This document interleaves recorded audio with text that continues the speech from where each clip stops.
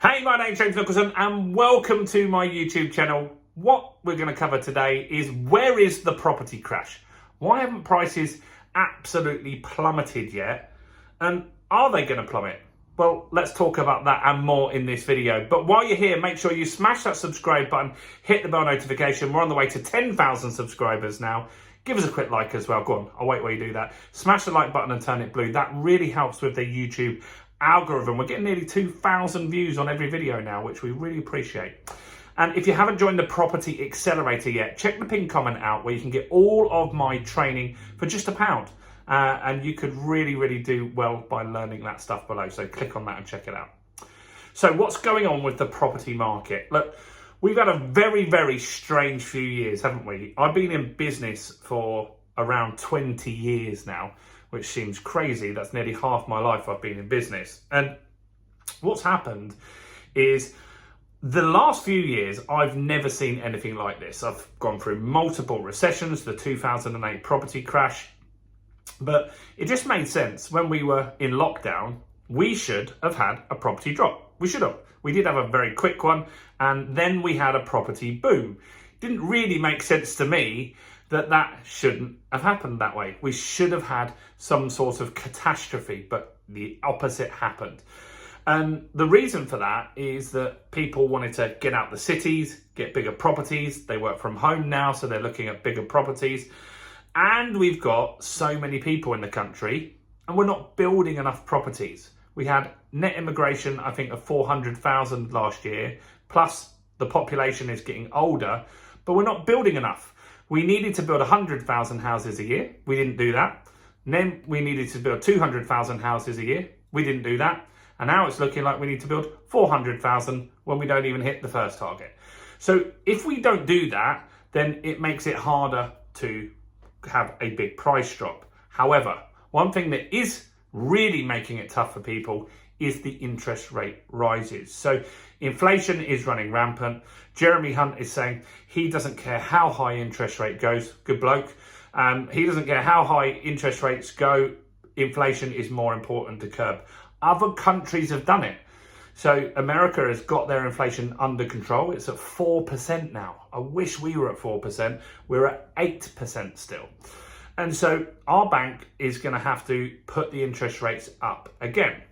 Now, the problem that happens is that people expect interest rates to go up, house prices to go down the next day. It doesn't happen like that.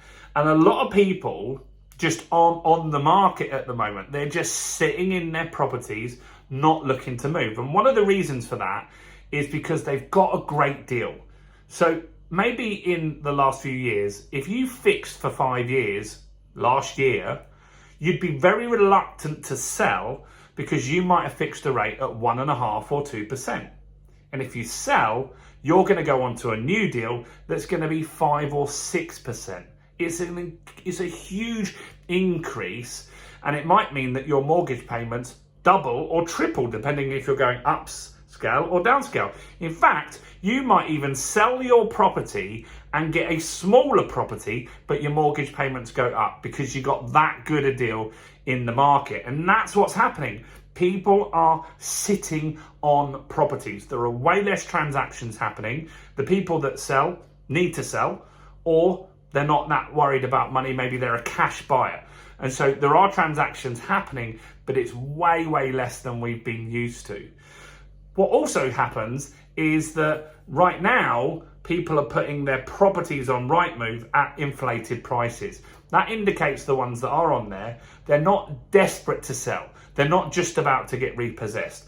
They don't really care whether they sell or they don't sell. If you want to sell a property that's worth 150 grand and you need to sell it fast, you price it at 140, 135. You don't price it at 160. And that's what's happening is people are overvaluing their properties and they're just sitting there. That shows us that they're not ready to sell yet, but that could change. And so the data has a massive lag. Now, in the last few months, we've had a flat market. So far in 2023, the market has been flat. Now, on a 12-month basis, so that would take us back to June July of 2022, we're actually in decline for the first time in 14 years. It's not a big decline, it's around 0.1%, nothing, basically nothing. But it shows on an annual basis that those rises that we've had, they're gone, right? They've been wiped out now. So on an annual basis, we are neutral pretty much. So what will start to happen is if the house prices go down 1% next month, then the rolling 12 months will now be down 1.1%. And if we go down 1% again, it'll be 2.1%. This will start compounding.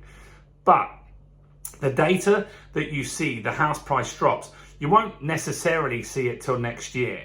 And one thing that's interesting is lenders are saying that this year, they're not really seeing much happening. They're saying that potentially within a year, we could have a 10% drop, but they feel that the market could be flat for this year. And the reason why I listen to the lenders is they have data nobody else has. They know the transactions that are going through today. They know the transactions that are going to complete probably now till Christmas, because it takes that long to buy a property. Land registry data from that will come into us late or middle of next year. That's got a massive lag as well. And so we're not really going to get the data through to us for a long period of time. But what I do feel is that the market is going to go down. I don't think it's going to go down as much as some believe. I know a lot of people were saying 35%. A lot of newspapers are talking big numbers, but that's what sells a newspaper, is negative news. I think that we've already had a correction because we've already had such strong inflation that in real terms, prices are down. Wage data is up 7%. So that means affordability, once the interest rates come back down, will be better for a lot of people already if prices stayed the same. So what should you be doing? Well, I made a video this week about how to protect yourself in a property crash. So if you want to watch that, go and check that out on the channel. But if you're an investor and you want to know what can you be doing in this type of market, well, I would be looking for deals where you can add value. That's very important, that you add value. That means add additional bedrooms. That means take an ugly, smelly house and turn it into a nice, beautiful house. Those sorts of deals are the ones that you want to be looking for at the moment. If you bought a brand new build flat, probably going to lose money in a downward market. If you bought a vanilla buy-to-let that's in great condition, particularly in the south of England, there's a great chance that that could go down and you could be in slight negative equity by the end of next year. So when you look at places where you can add 1-bedroom properties and turn them into 2-bed, or you could add a single studio flat and turn that into a 2-bed, that's the sort of properties that you want to be getting, adding value. After that, you need to look at high cash flow strategies. Buy-to-let works in the north. It's not working in the south this year on new purchases. If you already own and you've got a low mortgage, great, that can work well. I've got some of those in the south myself. But I wouldn't be buying a new buy-to-let property in the south right now in this market. I'm going to be looking at high cash flow, like serviced accommodation, where I can take a flat and rent it out on a nightly basis. I'm looking at HMOs, house of multiple occupancy, where I take a 3-bedroom house that's got 2 reception rooms, turn that into a 5-bedroom property and rent it out on a room-by-room basis. That's the sort of stuff that we want to be doing as property investors. And that's exactly what we teach you in the Property Accelerator, where there's a pinned comment where you can grab that for £1. So the market is moving. It is going to go down. It's going to take a lot longer than you think. It might not be as deep as you think. That's my prediction for this. I might be wrong. Who knows? No one has a crystal ball. No one knows for certain, because if we knew the market was going to drop 30%, that's what the prices would pretty much get to very quickly. Because if you know a 100 grand house is going to be worth 70 grand in 2 years, are you going to pay 100 grand? No, you're going to offer 70. And the seller is going to have to like that or lump it. That's what my thoughts are on this. Let me know your thoughts in the comments. Keep it kind. Do check out the Property Accelerator. Do give me a like on the video. Subscribe to the channel and all that lovely stuff. Check out all the other content on my channel, including this video right here.